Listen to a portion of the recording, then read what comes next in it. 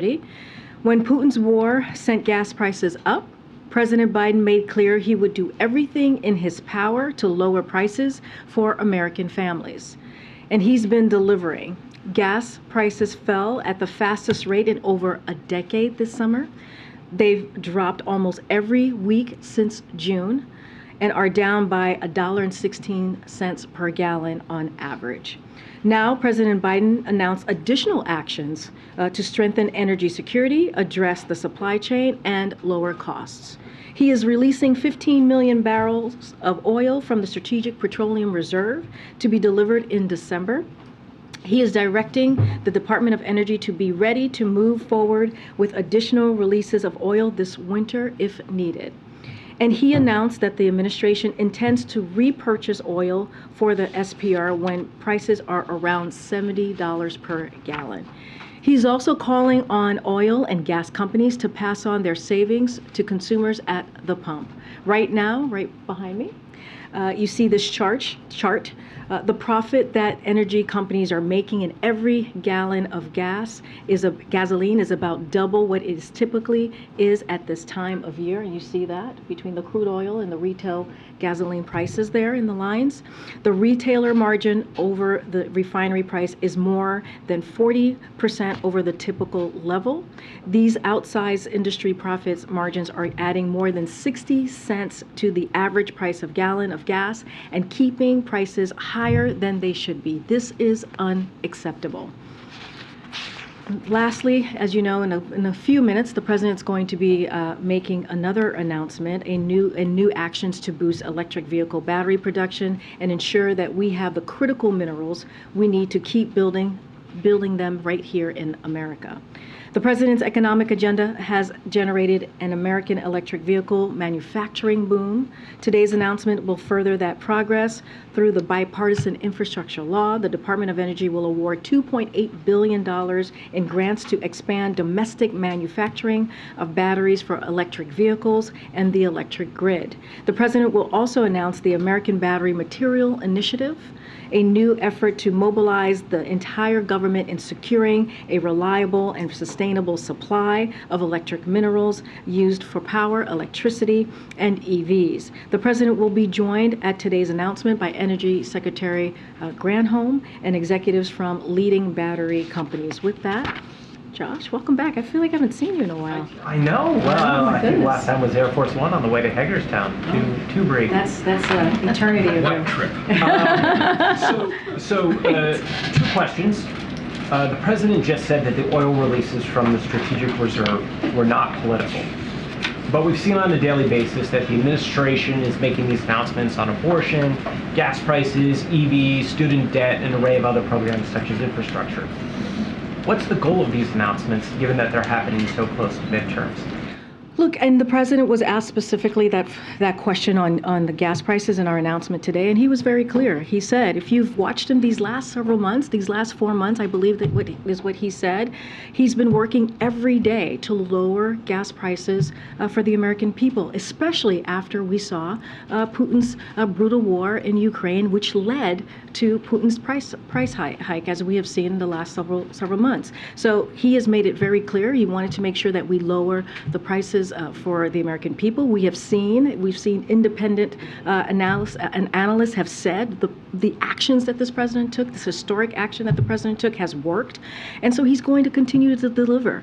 And when you're asking me about the abortion and Roe was decided in June, and because that happened, and the president understanding what that would mean for millions of women across the country, he took action. He took executive action. He's going to continue to speak to it, and he has been very clear that in order to actually codify Roe, the American people have to make their voices heard.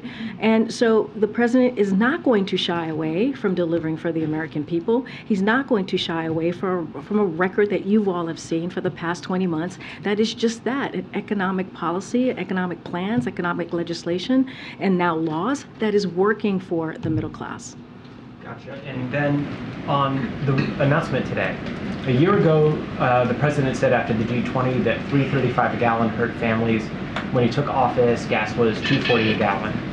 What does the administration think is a reasonable price for gasoline, such that it could end withdrawals and kind of allow the reserves to replenish? So first of all, he's taking this action. We know that gas prices are going down, but they're still too high. And he acknowledges that, and that's why we're continuing taking the work to bring those prices down. And that is the promise that he's made the American people. I know people have asked, what is the sufficient level, right, in order to make that to be at a point where we feel that the supply is where it needs to be. Look, the supply has to meet demand, right? We just had this chart that laid out what was the stark differences that we're seeing with cost. When it's 60 cents more, we are saying to oil companies they need to make sure that the profits that they're making, that also the everyday Americans get that relief as well.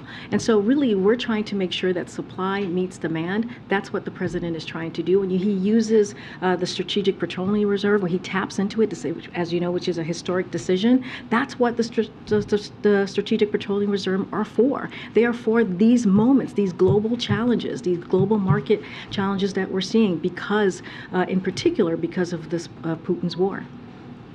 Thanks, Karine. In the 15 million barrels of oil the president talked about today, when you put that in the context, Americans consume an average of nearly 20 million barrels of oil a day. So for the actual impact of this announcement, when could Americans actually expect to see results of this when they're filling up at the gas station? So today's announcement is about responding to the effects of Putin's ongoing war. And that's why the president took this action, because it's still continuing. Putin's brutal war on Ukraine is still ongoing, as I just said. It completes the release of the 180 million barrels the president announced earlier this year. And as you heard from the president just now, he's directing the Department of Energy to be ready to release additional barrels of oil should conditions warrant it. And so we've seen the impacts. We've seen the impacts already. Again, and I just said this to Josh, we have seen independent analysts say that the work that this president has taken when it comes to this historic decision with the Strategic Petroleum Reserve, we have seen some of the effects. We have seen gas prices go down. So again, the president's going to do everything that he can to make sure that we make the lives of American families a little bit easier. But you couldn't say a timeline of, by saying this today and happening in December, of when there's actually an impact for American consumers and pocketbooks, of when people might feel this. So again, we are already seeing the impact on consumers, but what the president is saying is that the prices are already too high. And so we want to make sure that the supply out there meets the demand, and that is not what's happening.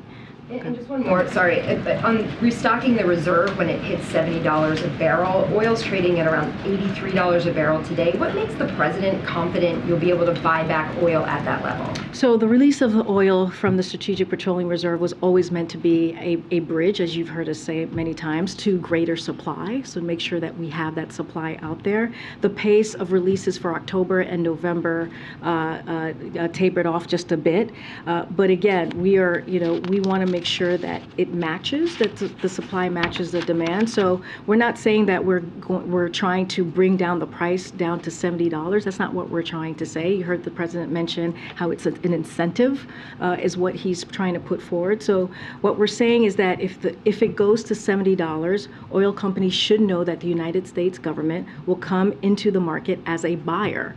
And so that will create more certainty for companies as they weigh increasing investment. We're giving them further incentive to increase production. Of course, we refrain the flexibility to replenish at any market price, but we wanted to clearly signal to producers that we will continue the market, to support the market in this price range. Thank you, Karine. To what extent does the White House and the administration feel the announcement today will actually counter the announcement we heard from OPEC and Saudi a few weeks ago to cut oil output? Do you expect it to partially offset that decision? Do you expect today's announcement to completely offset that decision? So, look, what we're trying to do, and we have said this many times, is prices are too high, and we're trying to make sure that we lower those prices for the gas prices, even though we have taken these actions these past several months with the Strategic Petroleum Reserve. Again, with Putin's ongoing war, the president wanted to make sure that he completed the 180 million barrels the president announced earlier this year. And also, as you know, as he also said, the Department of Energy is going to take actions as well. Look, it is very important that the president, he feels, gives American families a little bit more breathing room and keeps to his promise that he's made for the past several months to do everything that he can in his power to bring down gas prices for the American people. Would you describe today's action as a counter to the decision from OPEC and Saudi? I would describe the president's actions today as a continuation of his promise to the American families to bring gas prices down. He feels that they're still too high, even though we have seen them come down for 98 consecutive days, which is a historic decline that we have not seen in over a decade. And so this is, again, a continuation to his promise to the American people. A quick follow-up on the reserve refill that the president spoke about at $70. How long does the administration expect that to take? I mean, any internal estimates, especially because there is a price gap of $70 now set. Are there any internal estimates on the timing that you expect this to take? I don't have a timeline for you at this time. Look, the president, as he said in his remarks, that he sees this as an incentive for oil companies. Just on the president's message to oil companies today that they need to not prioritize profits at a moment when Americans are going through such a hard time. Just curious whether he has recently spoken directly to any oil company executives to deliver that message. Well, it's a good question. I don't have any calls to read out to you, but I think when the president speaks at the podium and makes those comments, which he has made many times, that is speaking directly to the oil companies. I'm pretty sure that they are listening and that they are hearing the president directly. Just on the Pittsburgh event tomorrow and the grants that are being officially announced on the ground tomorrow, can you give us a sense of how these 12 states were chosen? Were there other states that applied? What was sort of the criteria used to choose these 12 states? So I'll get the team to provide you with what the criteria were in selecting the 12 states. Don't have anything to share at this time. I'm sure the president will also share more tomorrow in Pittsburgh. And do you know if John Fetterman will be at the earlier Pittsburgh event? We'll share more of who's going to be attending, as we always do, the various events when the president travels. I don't have anything for you right now at this time, but as you know, John Fetterman will be with the president tomorrow. Just to follow up on the gas thing and then divert in a different direction. When you say now that the petroleum reserve is here for this reason, how long is this going to go on? Should the oil industry, should Americans presume that the reserve will be tapped for the duration of the Russia-Ukraine war, or until it hits a certain price point? First, let me say a couple of things because I think it's important for the American people to know. The Strategic Petroleum Reserve remains the largest strategic reserve in the world.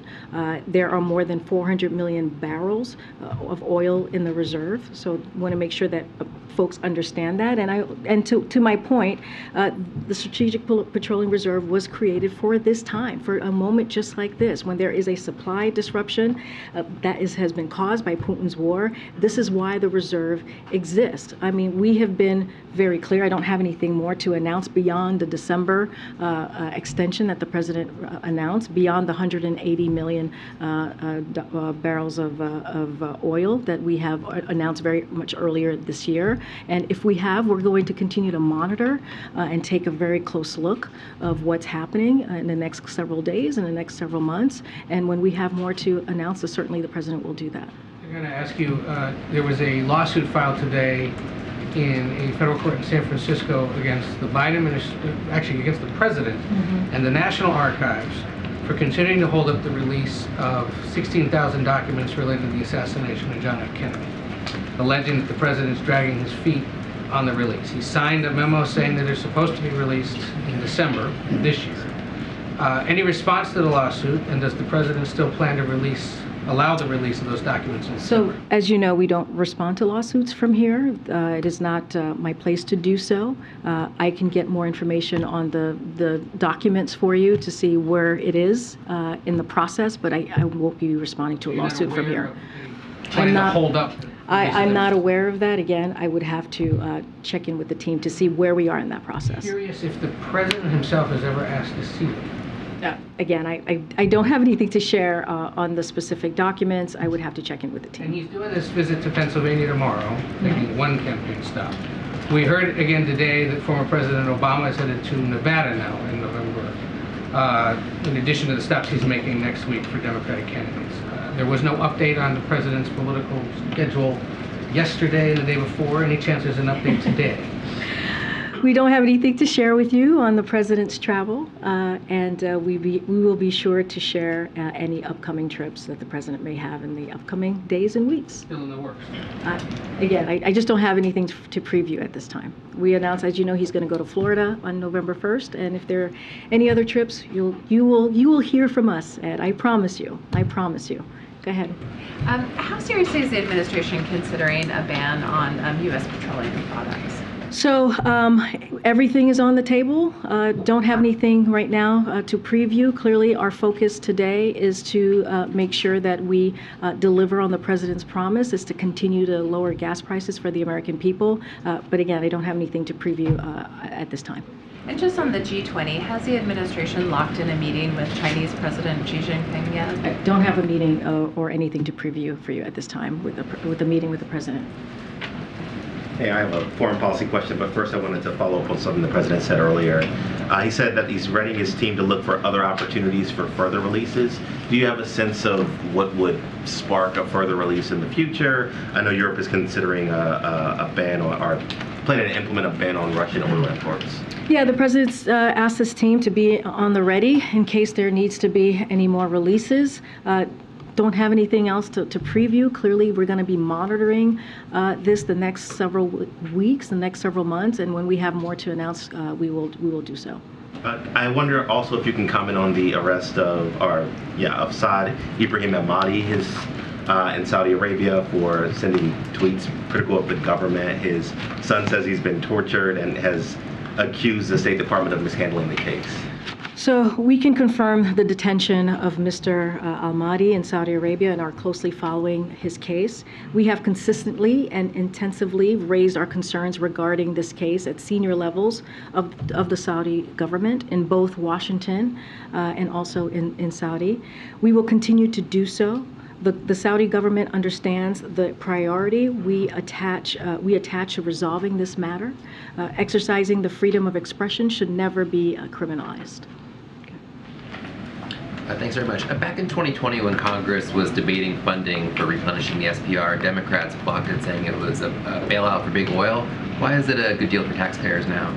Well, right now we are dealing, again, I laid out what the Strategic Petroleum was created for. It was created for these moments, right? We're seeing supply disruption, right? There is a war currently happening in Ukraine that was started by Putin, a brutal war. And this is what these moments were for. When you see these global challenges, remember, this is a global challenge. This is not just happening here.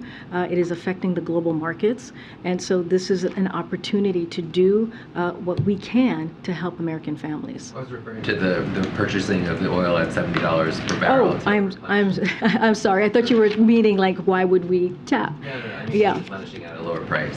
So can you say your question one more time so I heard Back it in properly? 2020, when Congress was debating funding for replenishing the SPR at a low price, Democrats blocked it, saying that it was a bailout for big oil. But now President Biden said today that it would be a good Yeah, deal I know for exactly what you're talking about. You're talking about when Donald Trump was trying to sell it at $20 per barrel to buy it. Look, it was a different time then. It was not the same situation that we are currently in. The reserve was close to full capacity at that time, and so there was no reason to make that type of repurchase.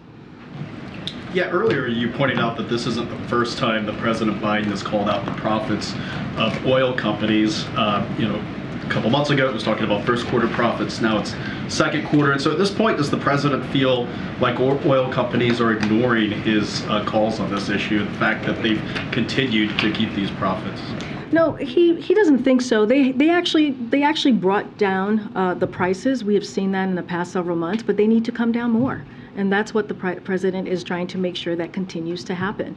And so he's not going to shy away from it. He wants to make sure that, as we saw in the chart, they did come down. They were able to do that. If you saw at the beginning of the chart, the prices it dipped, and it met what the retailers were paying. And so now we're seeing the difference, that 60 cents difference. And so we want them to bring that down to meet where consumers are. And then House Speaker Nancy Pelosi, in an interview posted today by Punchbowl News, said that Democrats need to improve their messaging when it comes to inflation over the next 3 weeks before the midterms. She calls inflation a global issue and points out or argues that because unemployment has decreased under Democrats and Biden, that inflation has gone up. And what's your response to the Speaker of the House saying that there is a messaging issue, that message is not getting out to voters right now, as indicated by polling that shows that those who have voters that are concerned about the economy, inflation, are favoring Republicans over Democrats? So first, let me just say, got to be mindful because of the Hatch Act on when I speak about, Sure, I cannot speak. No, I'm going to get there. give me a second. I have to lay this out, right? It is my prerogative to say I don't want to make sure that I adhere to the Hatch Act. So I got to put that out there. As it relates to a messaging, look, we have always been very clear. The president has always been very clear. We understand.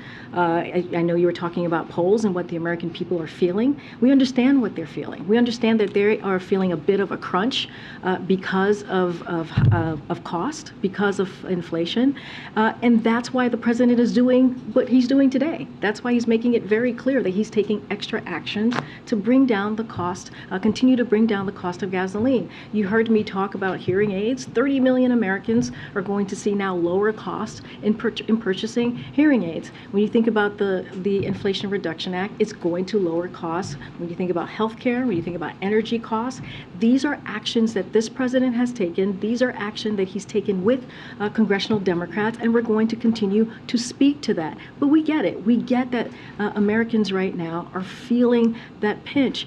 But, the other piece of this, too, is you have congressional Republicans who are doing the opposite. They don't want to give the healthcare cost. They won't bring down healthcare costs. They don't want to bring down energy costs. If anything, they want to increase what Americans are paying with healthcare and with energy. And that's their plan. Their plan is to get rid of Medicare. Their plan is to get rid of Social Security. And our plan is to make sure that we are protecting American families, that we are lowering costs, and we're going to continue to push that message and make sure that the American people hear directly from us. Thank you, Karine. The soccer World Cup starts in a month in Qatar. How does the White House feel about the many reports of human rights abuses in that country, particularly in the preparation for this World Cup? And also, from what level of government will somebody be sent there as a representative? So your last question first. We're still determining who will lead and join an official U.S. delegation to the World Cup. We look forward to this important event. And of course, we will be cheering on Team USA from the White House. As you've heard from the president, he has said this directly himself. He will always and will continue to call out any human rights abuses. That is something that he never shies away from, whether it is a leader to leader or whether it is speaking about it outright. And so that will be something that he will continue to do. You wouldn't call it out in the sense of sending them a message by not sending a delegation, or to watch sitting in one of these stadiums where supposedly people were horribly mistreated? I hear you. I answered the question as to he's going to, this is an important event, and we're going to be cheering on the team, Team USA. It is not an unusual thing for us to do when there is an event like this in whichever country it is.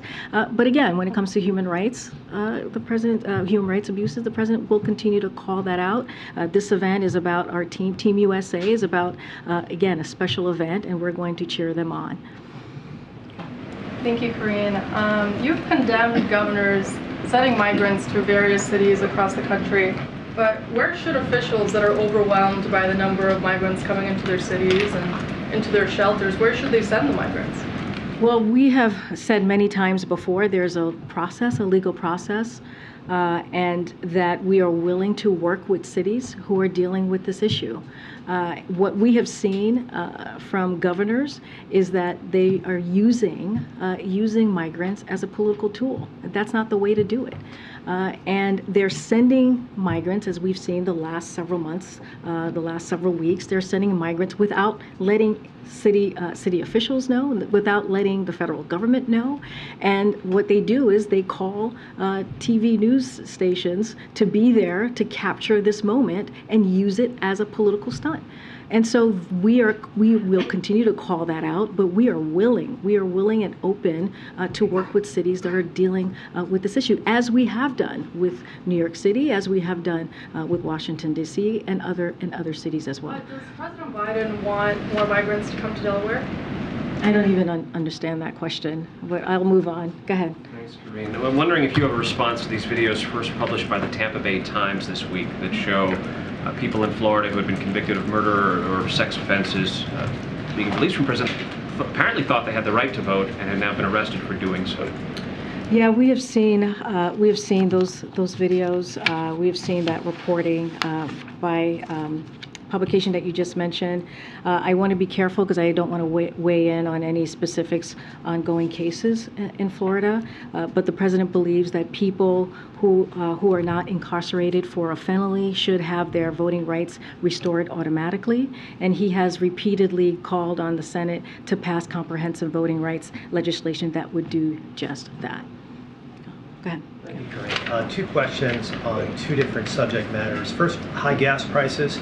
Has the President and the White House ever considered summoning these oil gas company executives here to the White House so that President Biden can deliver some of the message that he delivered earlier in the Roosevelt Room? Well, as you know, the Department of Energy has had about several meetings, a couple of meetings with oil companies to have conversations on what we can do to help in lowering prices and to help with the issue that we just laid out today, and how oil companies are not meeting or not lowering. They're getting the profits but not lowering their prices. So we've had several meetings.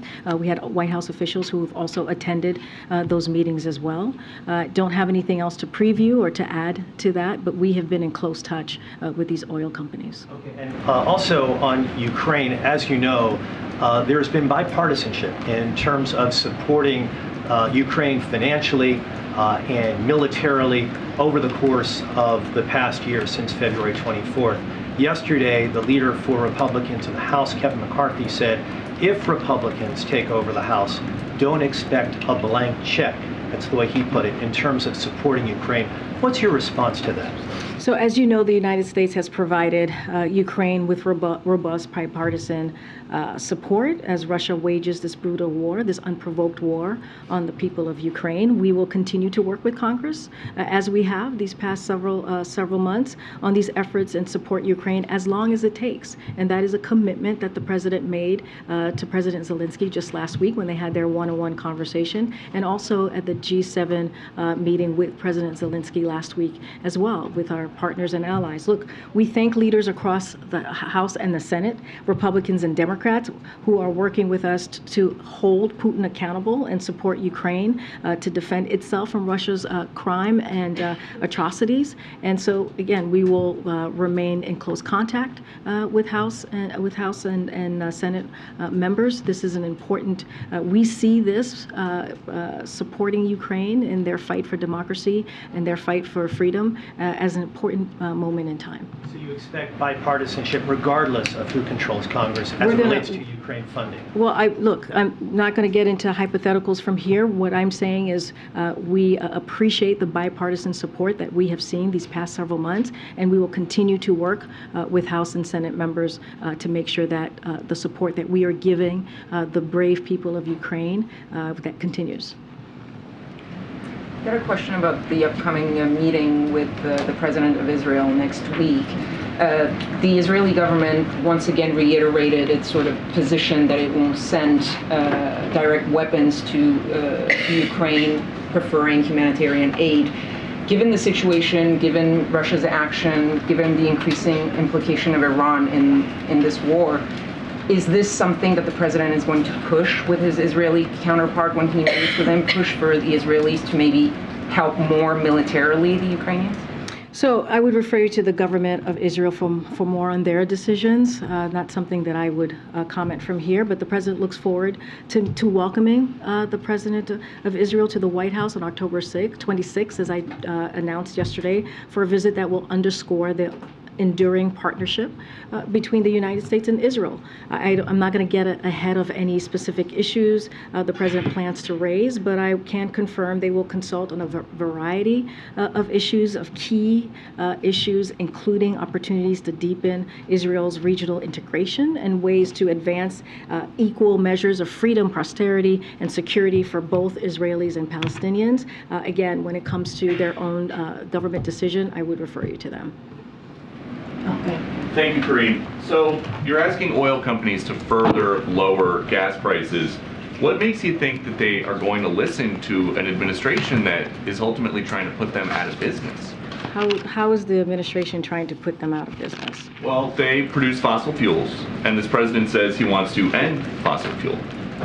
So look, you kind of asked me this question yesterday, and here's where we would say U.S. oil production is up and on track to reach a record high next year. We've seen that from from when we see their profit margins. It's record high. And so, in fact, the United States has produced more oil in President Biden's first year than under Trump's administration's first year. But at the same time, oil companies are raking in record profits, while more than 9,000 approved drilling permits remain untapped by the oil industry. There is no shortage of opportunity or incentive for oil companies to ramp up production. This is something that they can actually do. It is available to them. They can do this. And also, they are getting the profits. And so because they're getting, I just showed 60 cents on the chart, more profit, right, that we're seeing, higher costs that we're seeing than what retailers are paying at the pump. They can bring that down. They've done it before. You saw that at the chart in the beginning. They were able to bring prices down. And one more that folds in the president's top domestic priorities. In Georgia, the president's endorsed candidate for governor, Stacey Abrams, is suggesting that one way to mitigate the effects of inflation is to get an abortion. Does President Biden agree? I did not see her comments on this, so I don't know the context of this. Again, I want to be careful because this is a political debate, and it's related to a midterm, an election. So I'm not going to comment on that. Okay, I'll go to the back. Go ahead. Thanks, Karine. Yeah, thanks, Karine. So the FTC has so far found no signs of wrongdoing or price gouging within oil companies. So I'm wondering why the president still continues that narrative. Because we're seeing it from the chart. And oil companies were able to do it before, as I just stated to Peter. We're seeing a 60-cent gap between where their profit are and what people are paying at the pump. And so they can bring it down. They've done it before. And so the president wants to make sure that the profits that oil companies are making is also being, their profits is being afforded and given to the American people. So we've heard you say that the president believes there's not going to be a recession or might not happen, but a growing number of business folks who are outside this building, Jeff Bezos yesterday joining Jamie Dimon, Goldman Sachs CEO, why are they wrong then? So, look, the president has said this, and I'm going to say this here as well.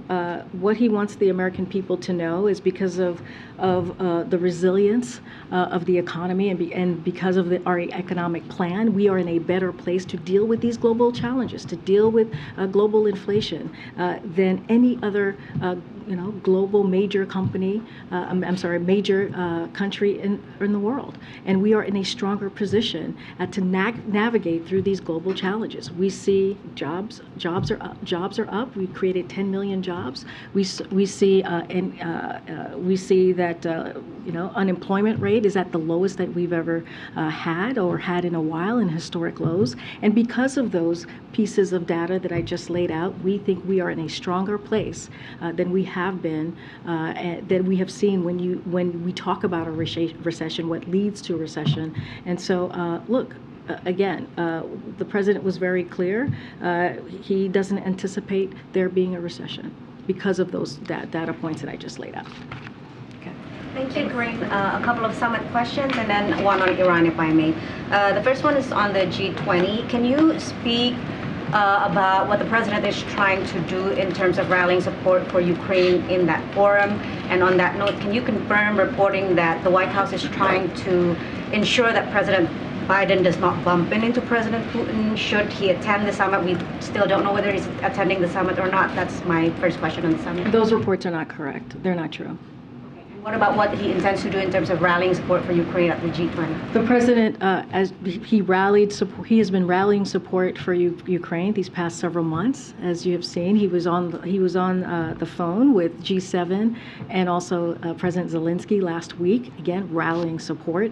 I don't have anything specific to share about the G20 and what that it could or might look like, so won't get ahead of our plans. And then on the APEC summit, can you confirm local media reporting that Vice President Harris will be attending the APEC summit instead of President Biden, and respond to criticism that the forum is not considered important enough, especially because the president would already be in the region, and also concerned that President Xi Jinping might dominate the forum? So we don't have any travel announcement to announce at this time. Look, we are, of course, consider the forum important. That is why the United States will be the host of the APEX in 2023. So clearly that is important to the president. That is important to us.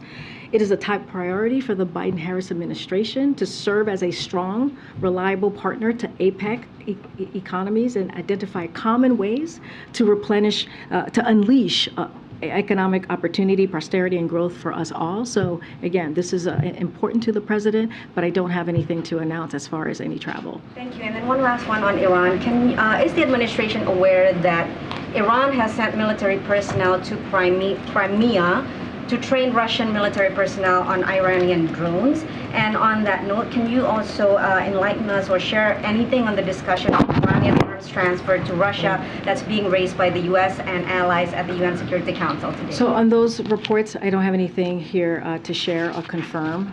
Look, we have said for months that Russia had plans to turn to Iran, and that is what we're seeing for support. And so it's another sign of how brutal Putin is willing to be and how isolated he is, along with Iran. The president spoke to this. One of your colleagues asked him a question about the martial law, and he talked about the brutality that Russia is trying to put onto the Ukrainians. And what we're continuing to see is how bravely the Ukrainians are fighting for their freedom and fighting against the Russians' aggression. But it's not going to change the course of the war. We are going to continue to support Ukraine and continue to provide them with security assistance as long as it takes, because we understand how important it is for them to fight for their sovereignty, how important it is for them to fight for their democracy.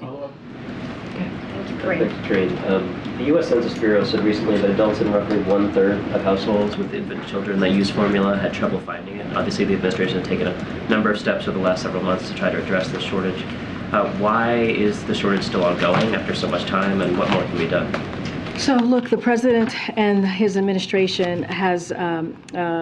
has taken actions, as you know, through the last several months to make sure that we have progress to address this issue that is currently happening right now, and also to avoid any future issues. As you know, we've ramped up the domestic production, which including invoking the Domestic Production Act, which has allowed companies to increase production. And as a result, U.S. infant formula production year to date has outpaced the 2020 levels. So we have seen some improvement. We understand that there's more work to be done, and so we're going to continue to work on that as well. Thanks. A couple questions on gas prices. The first is, when the president announced his initial round of actions back in March, he said that directly would contribute to a 10 to 35 cent per gallon decrease in gas prices. Can you give the same or similar quantification here? And if not, what's the difference? Look, I'm not going to give a quantification here at this time. Look, the difference now is that, and the reason that the president made this announcement is Russia continues its aggression. It's continuing its war. And so the president took extra action to deal with gas prices, even though that they have been going down. They're still too high. And so the president, again, is going to continue to keep his promise to the American people to lower cost at the pump. And not just that, lower healthcare costs, lower energy cost. We've talked about the Inflation Reduction Act and what it's going to deliver and do for the American people. And so, look, this is something that the president takes very seriously. When we talk about inflation, we talk about cost. He has made this a priority when we talk about his economic policy, and so that's what you heard from the president today. And secondly, earnings season's coming up. You're going to have a lot of these companies, oil companies, reporting their earnings. Most likely, potentially announcing more buybacks. If that happens, again, another quarter, what's the consequence here? I mean, what more can the White House do here to prevent oil companies from just continuing to, funnel profits to that? So, look, we're going to continue to have those conversations. As I mentioned, Department of Energy has been in touch with oil companies on a pretty regular basis, that they've had that open door of communication, so that will continue. And you're going to continue to hear from the president. I don't want to get ahead of what might or might not happen. We have seen the oil companies actually act before, very early on, to bring their prices down, to make sure that that the American people are paying what they should be paying at the pump, right? To make sure that the American people are not are being given a little bit more of a breathing room. And so the president's going to continue to speak out, and we're going to continue to do the work. Thanks, Karine. Okay. Thanks, everybody. Thank you.